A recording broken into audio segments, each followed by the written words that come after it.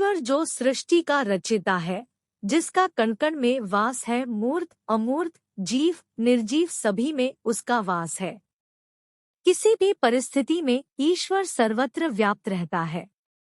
हार जीत आशा निराशा सब ईश्वर के हाथ में है। ईश्वर की उपस्थिति व्यक्ति के भीतर बाहर सभी जगह है। ईश्वर अपने भक्तों को कभी निराश नहीं करता। जो व्यक्ति कर्म करता है उसे फल की अवश्य प्राप्ति होती है। ईश्वर भी उन्हीं लोगों का साथ देता है जो कर्म करता है। कभी कभी मिली असफलता या निराशा ईश्वर की परीक्षा होती है, जो और अधिक मजबूत तथा सशक्त बनाने के लिए होती है। एक व्यक्ति ने भगवान से पूछा, तुझे मैं किस प्रकार रिझा सकूं? ऐसी कोई वस्तु बताओ जो तुझे चढ़ा सकूं। भगवान ने उत्तर दिया, संसार में प्राप्त सभी वस्तु मैंने ही तुझे दी है। तेरे को मैंने जो नहीं दिया वह तेरा अहंकार है। वही मुझे तू अर्पण कर दे, तेरा जीवन सफल हो जाएगा। भगवान के इस दुनिया में मनुष्य को सभी कुछ प्राप्त होता है जो उसके जीवन को संपन्न, समृद्ध और वैभवशाली बना सके। किंतु मनुष्य ने अहंकार का निर्माण कर अपने जीवन के मार्ग में बाधा उत्पन्न कर लिया है। यह बाधा उसके प्रगति में निरंतर अवरोध उत्पन्न करता रहता है। 2. ईश्वर ने तो हमारे लिए स्वर्ग का निर्माण करके दिया है। नरक का निर्माण मनुष्य अपने कर्मों से स्वयं करता है। ईश्वर ने सृष्टि की रचना मनुष्य के हित को जानकर किया था, लेकिन मनुष्यों ने अपने बुरे कर्मों से स्वर्ग को भी नरक बनाने का कार्य किया है। यहाँ के दुख और पीड़ा नरक के समान है। 3.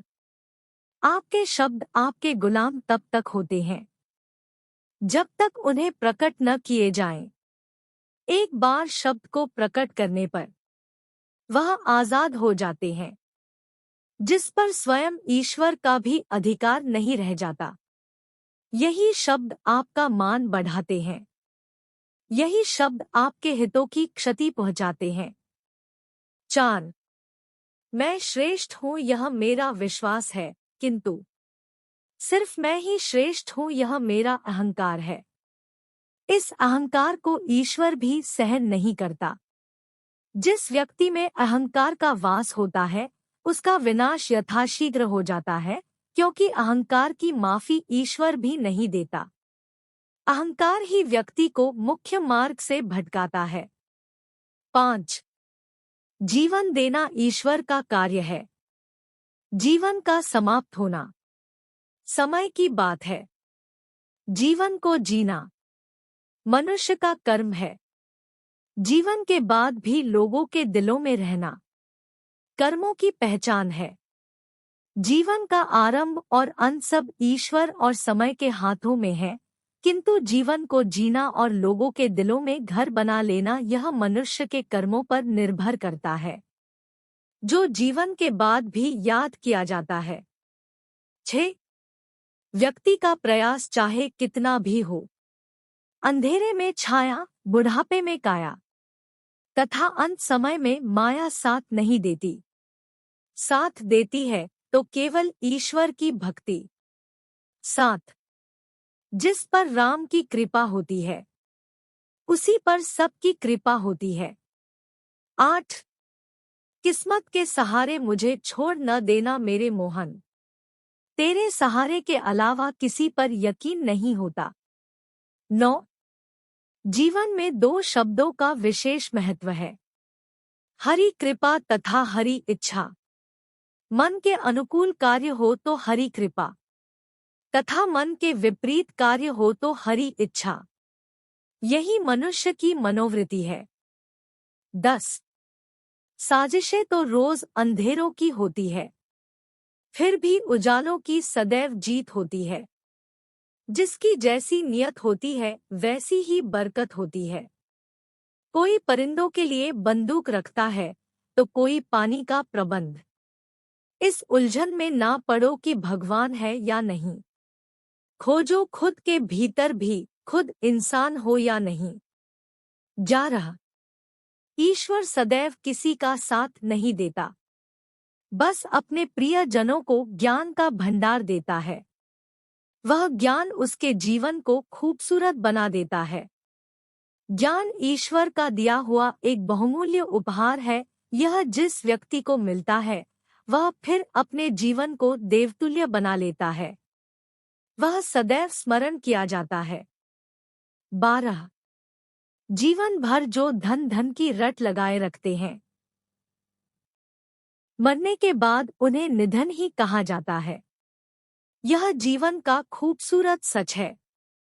इसलिए ईश्वर की भक्ति करते रहिए।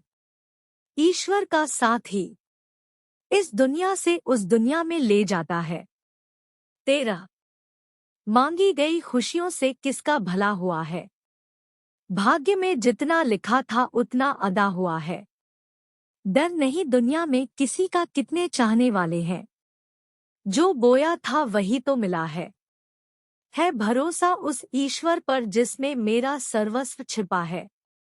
14. संस्कार और संक्रमण दोनों समाज में तीव्र गति से फैलते हैं। संस्कार मानव समाज के कल्याण की नींव रखते हैं। संक्रमण मानव के अस्तित्व को समाप्त कर देता है। आत्मा संक्रमण से बचने के लिए ईश्वर की शरण हितकारी है। 15. जिंदगी बीत गई चाबी खोजने में, जबकि दरवाजा ही नहीं था परमात्मा के घर में। भीतर शून्य, बाहर शून्य, शून्य चारों ओर। मैं नहीं मुझ में फिर भी मैं काहे शोर। 16. जब विपत्ति आती है तो कष्ट की अपार अनुभूति होती है, किंतु जब विपत्ति टल जाती है तो वह आत्मबल तथा धैर्य जैसे मूल्यवान संपदा देकर जाती है।